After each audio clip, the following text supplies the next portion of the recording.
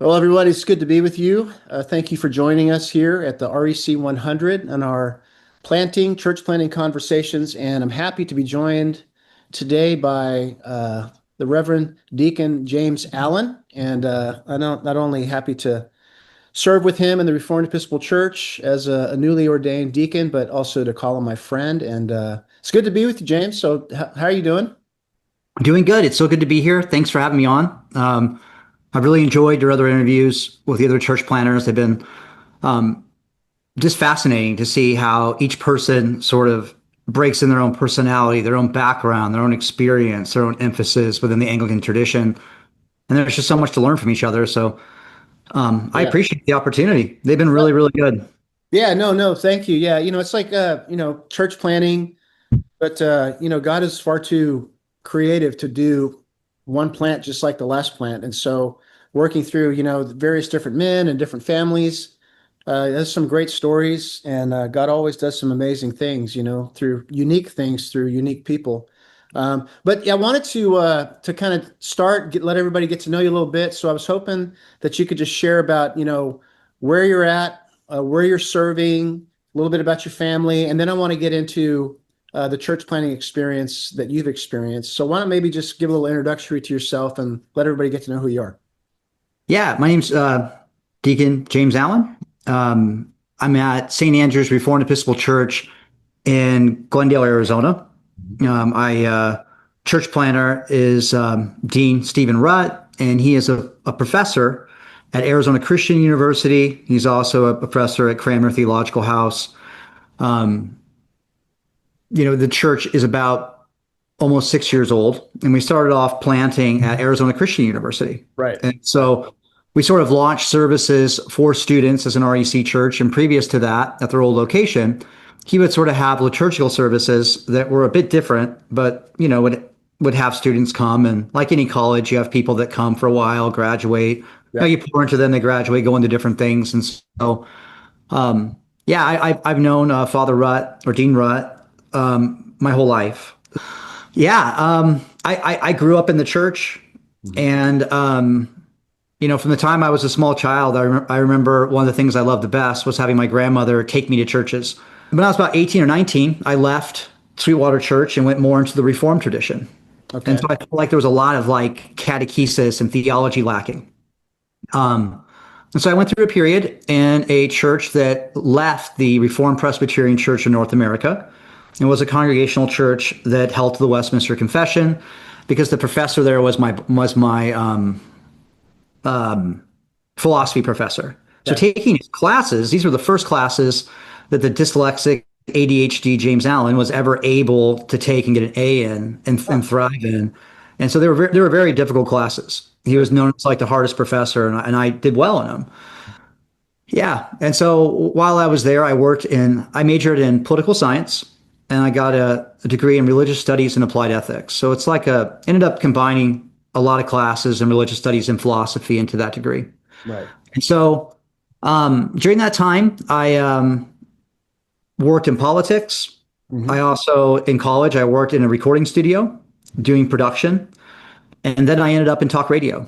And so I hosted a syndicated talk radio show for a while. That was a lot of fun. Wrote for townhall.com, was a part of sort of maybe nowadays they call it the neoconservative movement or whatnot. But Sure. I talked about politics, religion, and culture. So that was always kind of my passion to challenge people to understand why they believed what they did, and to be able to give an answer for the hope that was within them with meekness and fear. But as I was in that, we went through a church split that was probably one of the most painful things I've been through in my life. And so in that, when it split, I transferred my membership to St. Andrew's in its really early infancy at Arizona Christian University. Okay, so that's how you got connected then. Yeah. Into the REC. Yep. And now, did you know Dean Rutt prior to that, or is that where you guys met? No, well, I had worked with him once before when I was 18 at this other church, at an inner city church plant. And so this was right when he was coming into the REC. This was like the year 2000. Okay. And so he came into the REC. At that time, he was the dean of Andrews Hall. Yeah. And that was an extension campus of Cramner. And so I got to meet Bishop Grote. I got to meet Bishop Sutton in my early 20s, sit through these classes, sit through morning and evening prayer. I have a 1928 prayer book that he gave me in Lent in 2021. I carried it with me everywhere, and I didn't understand the impact that the Book of Common Prayer would have on my life. Right. I used it at my mom's bedside as she died. I used it with my father. I used it with my niece who died. I carried it with me like this is the way to do it. I just didn't understand though the impact of it and the beauty of the daily office. And so Dean Rutt was actually like an extension presbyter in this congregational church. And so he was a part of some of the conversations as the split was going on. And when I left, we had that relationship when I was a kid, but it was sort of like distance was between it. And then another relationship when I was like 20, to 23. He always knew me, but I think the relationship we're in now, it's probably way more intimate and connected. Yeah. And so when I went, I was working from a view of the regular principle of worship where I only sang psalms a cappella. I didn't have an understanding of why people practice paedo communion. I didn't have an understanding of the episcopacy. I didn't have an understanding of liturgical worship or its biblical connection. Yep. And so there were many things to work through. And so it created a lot of anxiety because I was like, I don't know how to work through this. Yep. So the first thing Dean Rutt did was I work at Century 21 Northwest. I've been there 10 years in many different capacities as a marketing director, a recruiter, and now I'm a realtor who does commercial and residential property management. So I've learned a lot at this Christian company, and it's been life-changing. Sure. And so at this place, they have a Baptist church that rents space, that basically uses their space. So I during this time, COVID's going on, and I become friends with this Baptist pastor, and he's thinking about closing his church. And so I start helping him because I just had this desire to help, and I have all of his marketing background, and he needed the help. He needed some encouragement and a friend. A church planter needed a friend. Right. And so I started helping him as this church split is going on. And so Dean Rutt, instead of being possessive and saying, you need to be here every week, which is what the Presbyterians do. If you miss a week, they're like, what's going on, James? We're going to bring you up on charges if you don't show up next week. I'm just kidding. But it is kind of like that in a way, sort of, right? And so he sends me to a Southern Baptist church 3 weeks of the month to help them. Really? And then 1 week I come back and help him. And his brilliant plan was, I think this is going to make James less rigid. Yeah. And it made me way more rigid at first and probably remarkably annoying. So they're like, hey, you want to play bass in the praise and worship band? And I'm like, hey, Dean Rutt, should I play bass in the praise and worship band? He's like, yeah. I start playing. I'm like, I don't know about these songs, So I'm teaching a New City Catechism class on a weekday, helping this church. I'm helping with the website, helping with some sound, helping, with this different stuff and getting to know these people and to love them and to understand their struggles and to understand why they planted and all the things that were there. And it really helped me. And I got to a point, my wife and I, after helping them for about 9 months, we decided that we needed to go to St. Andrews full time. So when we got there, we're ready to roll. And, Dean Rutt and his wife would show up early. And when they got there, they would, there's all this stuff to set up. And so at first I'd come when the service, 15, 20 minutes for the service. And after a while, I was like, I should be coming earlier. It wasn't that long, probably like a couple of weeks. And so I started getting earlier and helping and watching what he did, such as calling the security office to open the closet. They only had the key where all our stuff was stored, and then how to put it out. So after a while, I just started getting there before him, getting the security office number, calling the person, having them open it, and just setting everything up for him. And then trying to get people to help put it all away. And then I started looking at the students with a prayer book and a hymnal and a Bible and going, I wonder if there's a way for these students that have absolutely no churchmanship, right, to make this simpler. So then I started figuring out, how do you make a bulletin, Right. And so I started working on that. I looked and realized the website was from 1772 or something, it was pretty old. Right. And put together a new website for us. Started recording his homilies, made a YouTube account, a Facebook account, an Instagram account.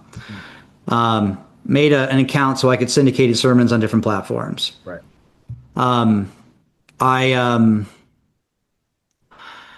We met at 10 in the morning, and a lot of the students didn't come because none of them were up. And then I noticed a lot of the other students were really involved in different types of service or internships or praise and worship teams, and were in another church already in the morning, but not really committed. So we changed the service to 4 o'clock, and all of a sudden, a lot of people started coming. Yeah, right. So basically what you're describing is, and this is why I want to frame this story that you've led us in through, of how you as a because again, we're talking about life before you were ordained as a deacon. Right. Your God providence in bringing you into relationship with Dr. Rutt and bringing you into St. Andrews, into a church planting situation, right? So you weren't looking around, hey, where can I go be a part of a church plant? No. That's just the confluence of life that God had for you and for your family. And then you start showing up as a layperson, and now you start being led to just start picking up and helping and seeing things. And so the Spirit's leading you then to become kind of a helper to a planter. Yeah. And that's what I want to talk about, and that's why I wanted to have you on. It'd be great when I get a chance to sit down with Canon Rutt as a planter himself. But Right. I think this is a really, really could be a really helpful and important conversation because there's a lot of people in church plants that aren't the planter. Yeah, there are. So that's what I want to talk about. What is it like to be a lay person, a family that's come alongside a church planter? And one of the things that I wanted to start with in that context is how did you have challenges with authority and vision and direction, ideas? Because obviously, as you've displayed, and I've seen in your life, you're a very creative guy, very entrepreneurial guy, very talented guy.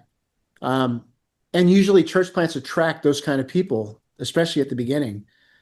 But can you talk a little bit about, how did the relationship dynamics, how did you have to grow? What did God have to do in you to become more helpful to the planter? And were there things that God needed to reshape and reorient for you as the person who's helping and not leading the venture, I guess?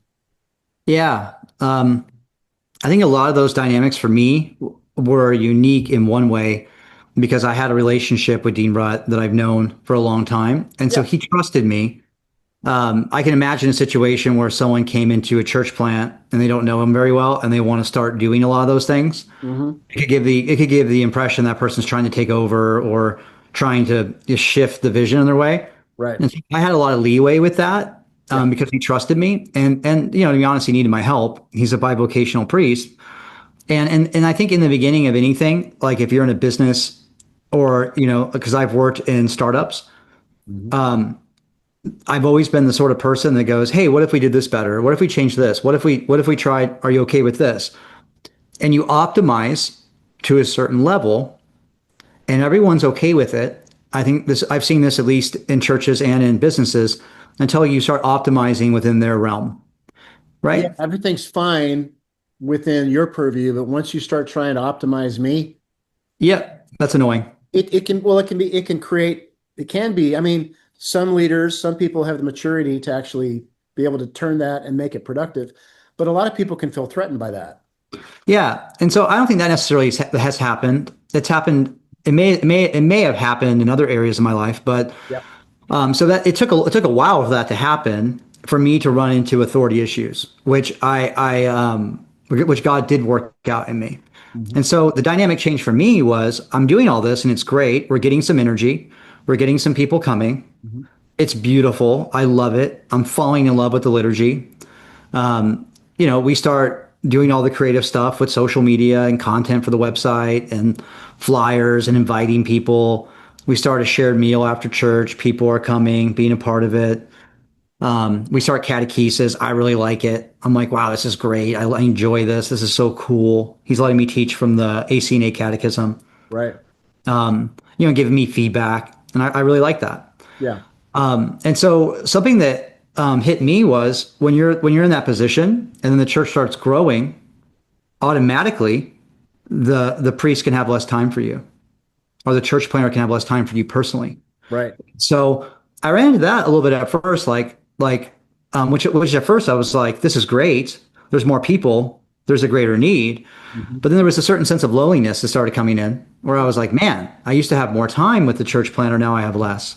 Yeah. And that was something I had to work out in my own heart where I was like, okay, what's going on in me? And what's going on with my relationship with the Lord? Yeah. And how do I work that out? So that was one challenge. The next one was when they said, hey, you want to be a deacon? Mm. And I'm going, my context is, well, I guess I'm already setting up chairs and waiting tables and showing up early and doing all this stuff. I Big part guess, of what does it. it mean? Yeah. Right. And they're like, well, you have to become a postulant. And I'm like, what is that? And so, you read about it and then you get sent some stuff by, Bishop Camlin or Father Casey and Kathy and all this different stuff. And I'm kind of looking at this going, okay, you do a federal background check, you sort of write out your whole life story, and then they want you to be in seminary. So at first I'm going, well, I've always wanted to go to seminary. This is great. Right. And so that process was difficult for me, in a couple different ways. And once I became a postulant, the dynamic changed. And the dynamic that changes is you're no longer a guy who's been married, 14 or 15 years. You're no longer the guy who's just volunteering and helping and tithing and inspiring. And that's so great. I'm glad you're doing that. Now you have some sort of canonical status, right? And that There's a changes little bit things. more scrutiny. Yeah. There's a lot more visibility. Yeah. It changes. And now there's actually an expectation other than you volunteering when you feel like it and making Yeah. sure that you're attending services. Yeah. Yeah. And so I've never really had an issue with setting aside time with my family to read the Bible or going to church. Well, I have in the past. Yeah. That's something I'm really grateful in the Reformed tradition, which that sort of gets hammered into you, right? Mm-hmm. Like you tithe, you go to church. If Right. you're not going to be there, you let someone know, Yeah. and you lead your family. And so that was some good discipleship. It took a while to stick, but once it was there, it was there. Mm-hmm. And so that part wasn't necessarily a problem, but I noticed a change with some of the ideas and some of the things I wanted to do, where it was, James, you're a postulant now.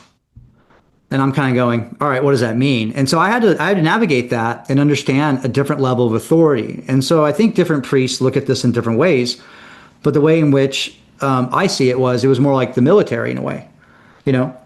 And so it wasn't like terrible, but as the postulancy process went on, there was a level of authority to where there were things where I thought, hey, if we could just do this, it'd be better. And I started learning that we're not going to do that. Right. So as a, Yeah. you're as we often see in our missions, you'll have a person come in, a family come in. The Lord will be inspiring a man and a family to kind of step up. They're actually gathering other people. They're organizing people. Sometimes you got to be mobile church, setting up, setting down, Right. those things that go on the life of a mission. And then that can sometimes be a precursor to discerning a greater calling into holy orders. But you're still, as a postulant, you're not ordained. You're still a layperson. You're just getting a little bit more scrutiny and probably getting a little bit more responsibility and formation. And so, in that context of being a layperson, you're still in the plant. Um, were there specific ways or things you had to be cognizant of in supporting a bivocational church planter? Because Yeah. a lot of missions will begin bivocationally. A lot of times they'll remain bivocational. The planter will. But were there any unique challenges or anything that you can remember in being having to be mindful of to support a bivocational planter that might be helpful to some of the people listening? Yeah. One is boundaries and time, you know? And so, for instance, when someone is bivocational, they have work hours. And so when Right. someone's a professor, Yeah. sometimes those work hours completely change sometimes from semester to semester. And as a church grows, you have to realize that if you really are a servant, and I've been reading Philippians to where St. Paul is really talking about how every status, every accomplishment, everything that he ever has is lost for the sake of Christ. And it's really taught this sort of kingdom principle, which is in the first four chapters of Philippians over and over again, to where if you're going to grow, you have to cut something off. If you're going to get, you have to give something away. Right. If you're going to live, you have to die. Right. And so a lot of that, like I said, had to do with my access to the church planner, which was a lot at first. Hmm. The second part of it was understanding his boundaries in time and what he could do, Right. offering to take on new things, and then knowing that if you're going to take on something new, you're going to do it. So being proactive. So you're saying, so number three on your list would be then you're seeing something that you could maybe take on yourself that would Hmm. maybe assist him. So you're just being proactive, Yep. at least having the eyes to see a need and then having a Yeah. conversation with the church planner. Yeah. And doing it. But then also understanding that depending on the dynamics of your church, right? So if you're meeting in a college campus, you're going to attract college kids, and you're going to attract people who just got married. This is not a dig against people that are young, but people who are young don't normally tithe because they don't make that much. And in the economy we're in, it's difficult for people to barely afford to live. Yeah. And so there's that part. You have newly married people. You have people that just had kids, and so it's a vibrant young church. But then there's a lot of need for leadership development and for people to understand what it is to be a servant and how to help. And so if you take on something new to fill a need that's there, right, then you have to be willing to do it when no one else does it. And if you're trying to replicate yourself as a leader, you have to realize that that's not a 6-month journey. That's a 3-year journey. That's Right. something that takes multiple encounters and multiple seasons of people doing something, the not inconsistency, and then some people that are really consistent. And so, it takes wisdom to know what to do and what not to do. So, you make a bulletin and then you empower someone else to do it. You start recording sermons, you empower someone else to do it. Yeah. You find a couple people that want to do social media and the website, you empower them. You get a setup team, a greeter, some people to break down. And then there's some times where none of them are doing it. And so the church planner isn't going to go, "Hey James, thanks so much for everything you did. I really appreciate it. Let me take this on for no, you do. I do it." Yeah. And so that's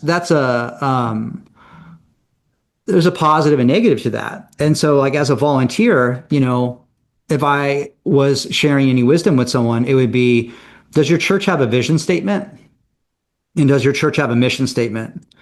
And before you do anything, sit down with the church planner and say, I want to understand your vision. Like, I've read it, but vision statements and mission statements can be kind of, um, Well, they can only tell you so much. they don't have practical steps built into them. It's not like a website FAQ and you click it and then it's like, Yeah. here's how you do it. You can read it, and I read it and I thought I understood it.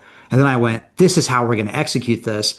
So he's busy. He trusts me. I'm busy. I'm willing to do it. And so it's easy. And I'm not saying I necessarily did this, because I think a lot of the things we're doing are actually really, really good. Sure. Right? I think they're necessary, but then it's also like, I wish I would have been like, I wish I would have known then what I know now, which is, I think we should try A. And do you believe that it hits our vision statement, that this is within our vision? Because the vision statement is where you get your energy to accomplish your mission, right? And so, is this within our mission? Yes. Do we have the resources to do this? No. Okay, let's not do it. Mhm. Yes, we do. Okay. Are we willing to do whatever it takes to accomplish it? Yeah.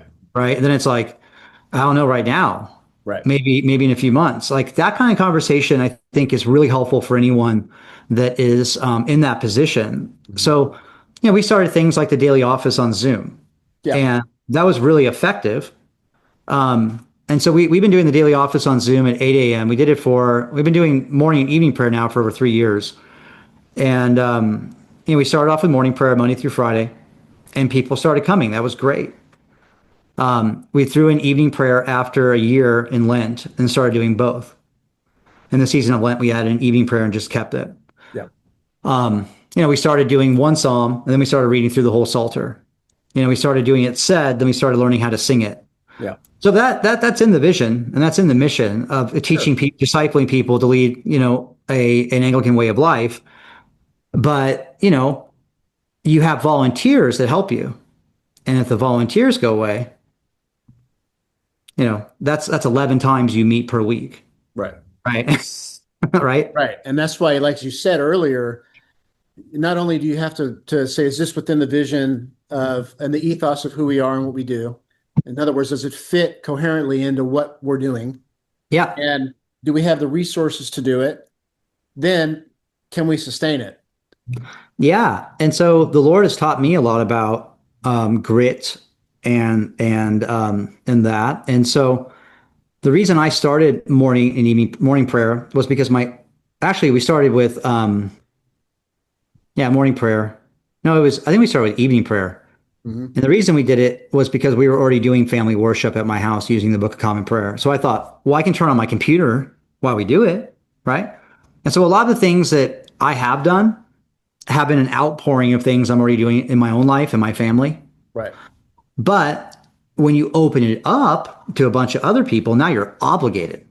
Right. Yeah. And so that is different.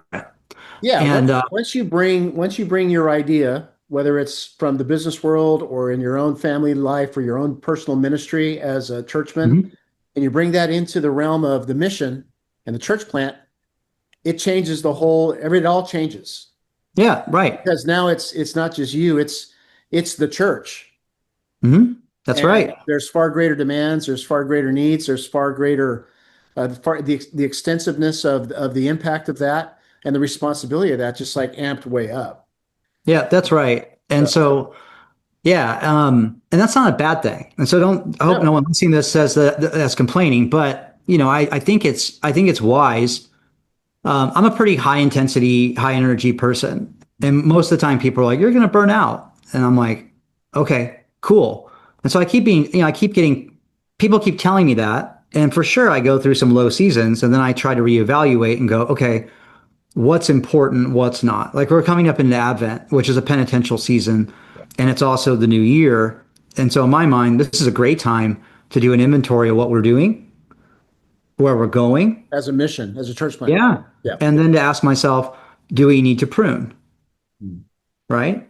And so, the Book of Common Prayer and the church calendar itself, gives us that avenue to be able to be self-reflective. Right. And so,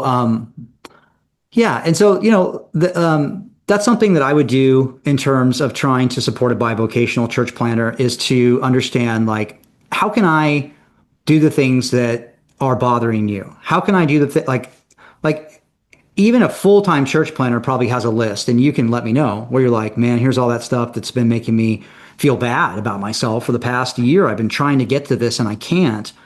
And so in my life, where I have succeeded is by going into businesses or in different situations and saying, what are those things? Yeah. And so if you work, if you're young and you're trying to find a career or whatever else, and you have some talents, if you go into any situation that way, you're going to be successful because people will respect you and appreciate you and see you as a hard worker and as a servant. And it's not diminishing. It is actually elevating in a lot of ways. Yeah. And so, that's taking out the trash. That's vacuuming. That's setting up. That's tearing down. That's empowering other people in the church to do it. That's finding the guy that's introverted, but he loves taking pictures and loves Instagram and Reels and is willing to do that. Right. That's the writer in the church that goes, hey, I'm reading all these books about Anglicanism. It'd be cool if we had some content on why do we celebrate feast days? Why do we process? Why do we read from all these different sections of scripture? Why do we read said prayers? Why do we have the church calendar? Why do we have bishops? Those are very awesome pieces of content for social media and a website that anyone coming from an evangelical background that's unchurched, dechurched, or someone who isn't even a Christian can have a better understanding of our biblical theology within the liturgy. Yeah. And so finding those people and trying to get them involved is really good. But a warning, and I'm sure you can tell me if I'm wrong. Um, just because you find those people and just because you empower them, inspire them, and set them up for success doesn't mean they're going to keep doing it. Right. And so to be careful on the things that you set up and start because it's a long game. Like I like to run, and I started running like in 2019 and just started running a little bit, then running a mile. Then like, I wonder if I can run two. I wonder if I can run three. And so I got into this thing where I started running really long distances. Mhm. And so I would run with friends that would run really fast. They would run like 7:30 miles, 8:30 miles, and I'd be running a 10-minute mile. And man, I'm slow. Yeah. But when we would get to mile 4 or 5, they would stop and I could keep going. And so I've run a couple 50Ks and I like running long distances. And so when you're running really far, you don't run really fast. And you have to plan your journey and you want benchmarks in your journey so you don't get burned out. Right. Because one of the most psychologically abusing things you can do to yourself is you're looking around and the landscape isn't changing, right? And you're in a valley and you're like, am I going the right way? Am I doing the right thing?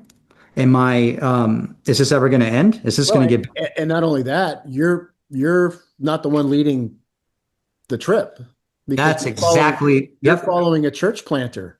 Yep. So that Right? brings me to the next thing that I think that I learned, and this is one of the most important lessons I've learned, is there are many different church planting strategies. There's many different strategies on how to build a business and how to do marketing and how to do real estate and how to do recruiting, how to raise your family, how to be a good husband, all these different things, right? Yeah. And they all have a piece of truth in them. And so many of them are conditional to the person's temperament, background, personality, belief system, all these different things that make up a person, right? And so it's really easy when you have a bi-vocational priest who's been doing this for 50 plus years and has planted 4 other churches Yep. to anticipate his needs and have him go, thank you, this is great, and to see good success. And then to read a church planting book and go, now I understand the problem that we've been having. If we only could start doing this, then we could get there. And that's where the resistance really started. Because I was like, so, I'm reading Always Forward. I'm listening to the podcast. I'm talking to certain church planners in the REC and going, oh, that's how you avoid having a bunch of people bail on you, or that's how you avoid this problem or whatever, right? And you don't understand not only the vision statement, the mission statement, the practical breakdowns of those, but then you also don't understand the church planter strategy. Yes. They all have a what's up strategy. here, right? What's up Yeah. here And just because it's not written, it's not written in a book like this, where it's like, James, let me tell you my strategy. Step one. Here you go. Yeah, that it is up here because a lot of it is experiential and it's based on the people who come, the response that's there, right? And so Dean Rutt has a PhD in Roland Allen, Yep. who was a Anglo-Catholic, who was a church planter. Yep.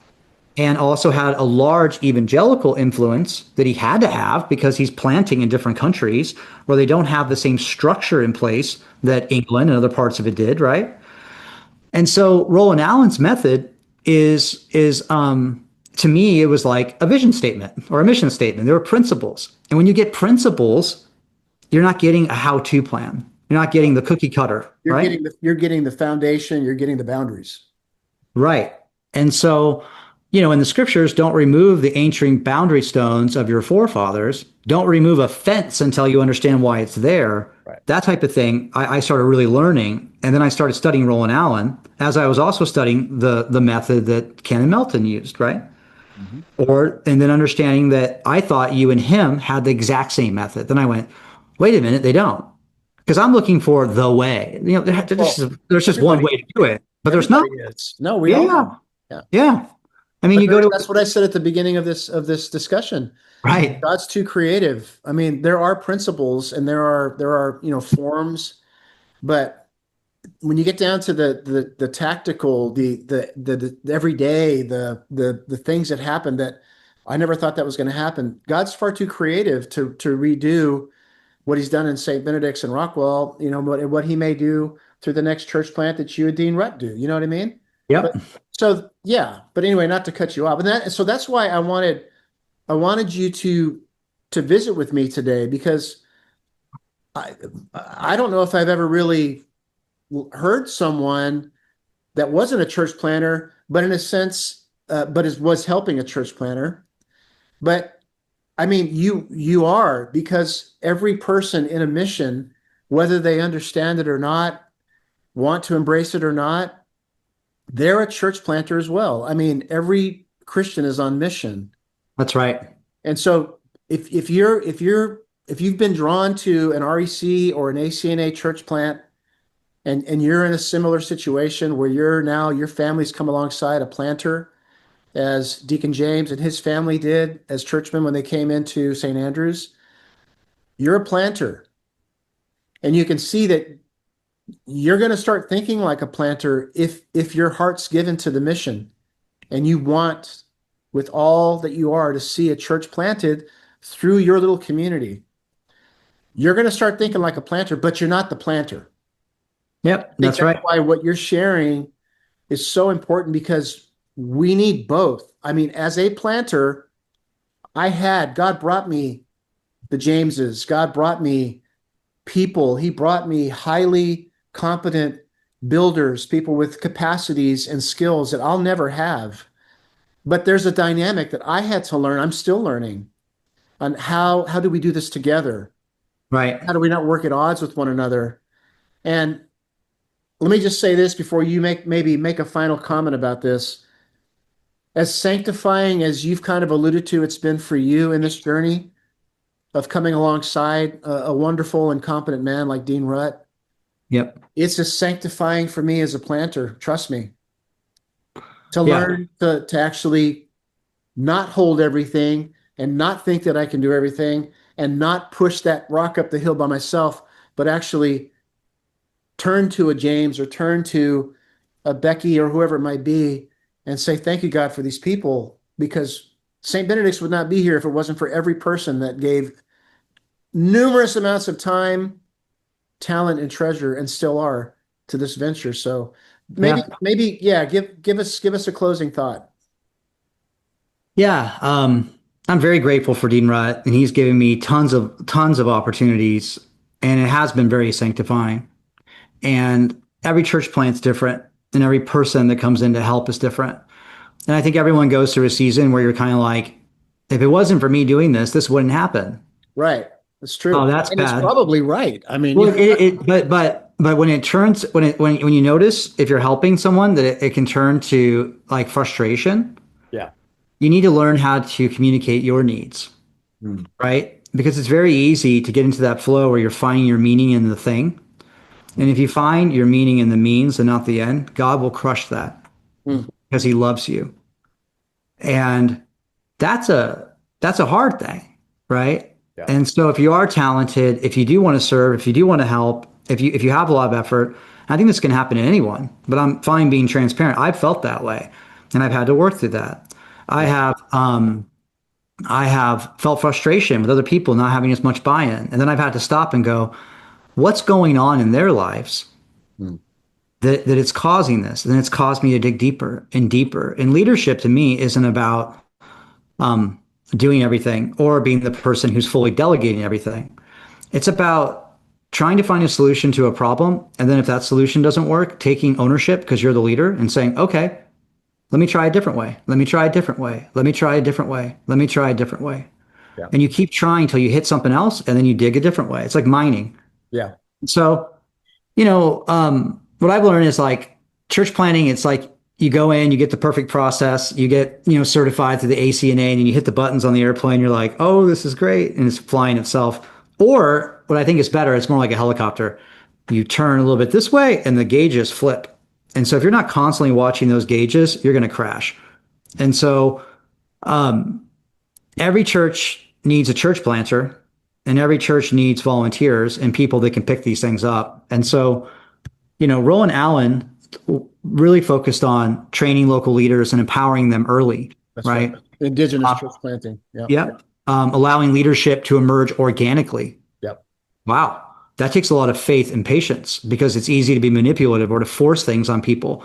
That doesn't mean you shouldn't ask, and that doesn't mean you shouldn't try, and then use, multiple cycles of this to try to make someone better. But then it's also about giving away authority intentionally. And Dean Rutt's very good about that. And so there's certain things that he's like, no, I do this, and you don't. And I'm like, okay. And then there's other things where he does. And there's times where I'm frustrated. There's times where I'm inspired. There's times where I'm like, I want to do this the rest of my life. And there's other times going, I don't feel like going to church this week. Yeah. And so there's all these different seasons, but it's a long game. It's like running. It's like running along like a race. Yep. At first, you're like, yes, this is great. The gun went off. We're all running, and then you hit a point where you're like, why did I do this? What was I thinking? And then I'm in pain. I hurt. Everyone's mad at me. Everyone's calling me, giving their problems, right? And that's another dynamic too. That if you're outgoing and you connect with people, people will complain to you. And then it's easy to feel like you have to take all their complaints straight to the church planter. And maybe you do sometimes.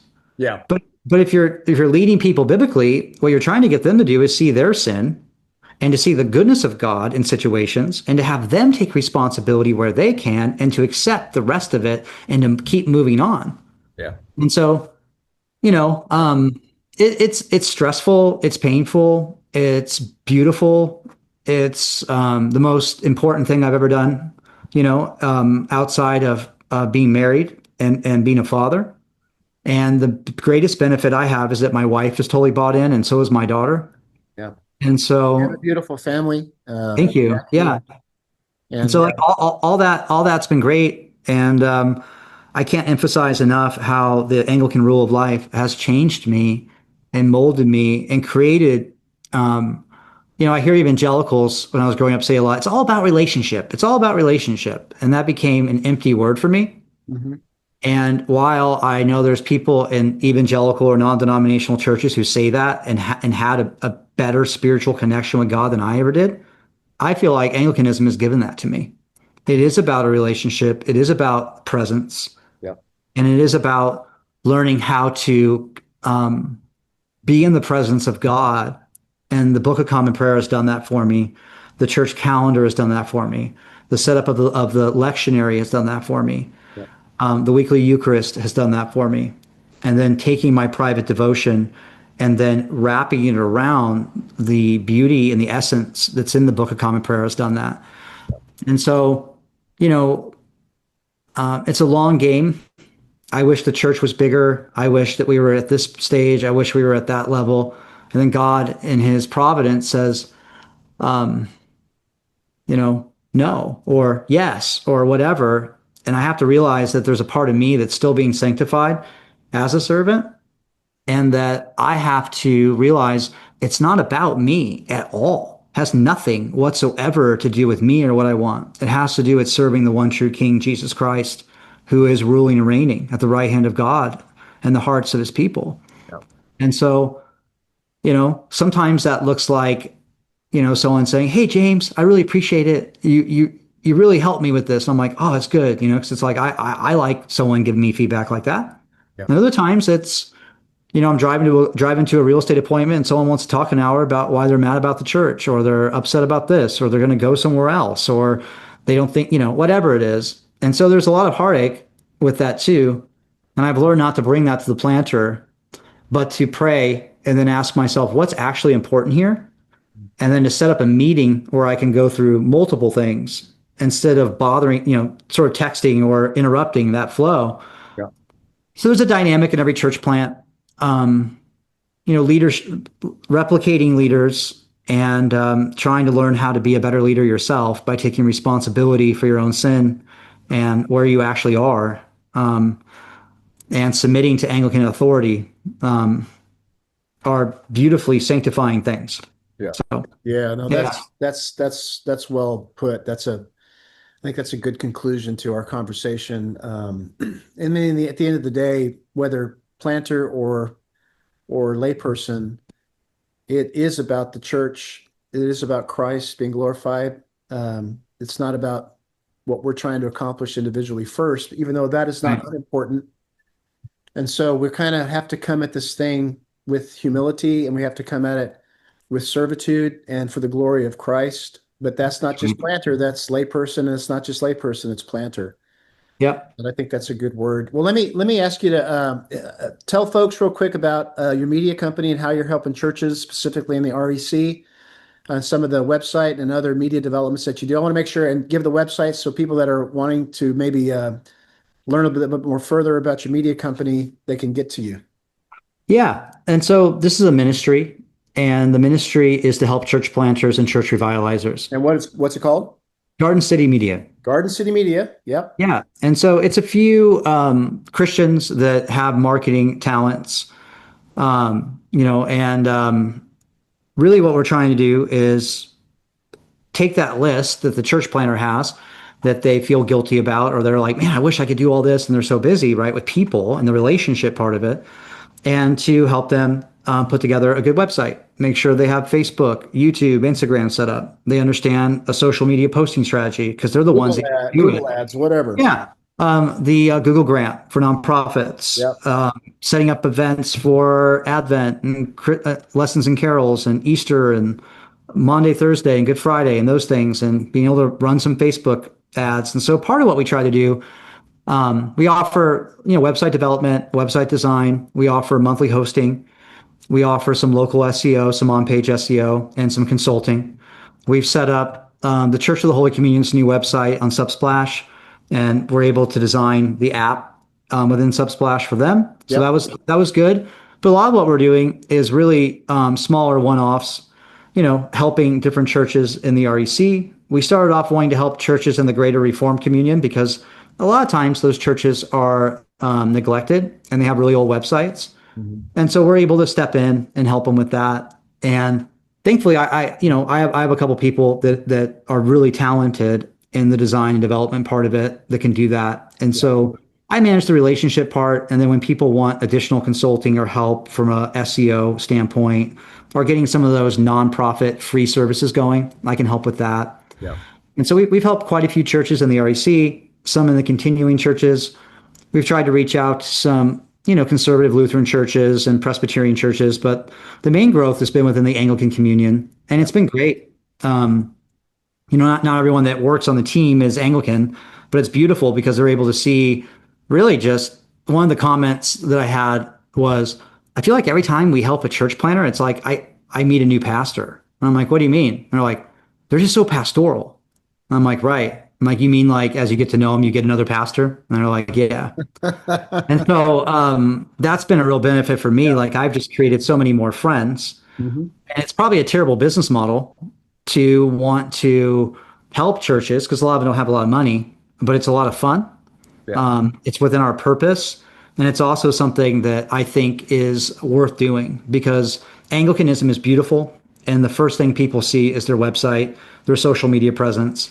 Yeah. And yourself, you're a marketer and you understand those principles, and you have a beautiful website. You have a lot of those things going. And so, if you had some. Yeah, the reason, and this is why I want to plug this, is because when I started our first REC100 church plant,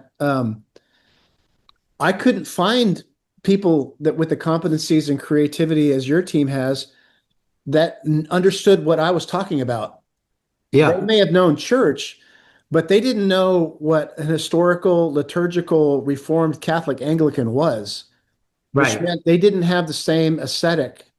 They didn't have the language. And I'm thinking it'll take me 15 years to shape the design from these people, and me just doing it myself. So if I wish you'd have started this when I started, but now you have. And I think that's my message to church planters and other historical liturgical churches out there. If you're looking for people that know what you're talking about and understand what you're talking about and know the spirituality and know the richness and beauty of the tradition, then this is your guy and this is your company. So I appreciate that. Yeah. It's a lot of fun. We love it. yeah. We've allowed it to organically grow through referrals. It was more like we helped out one person, there was more in a close relationship, and then that led to another person, then another person.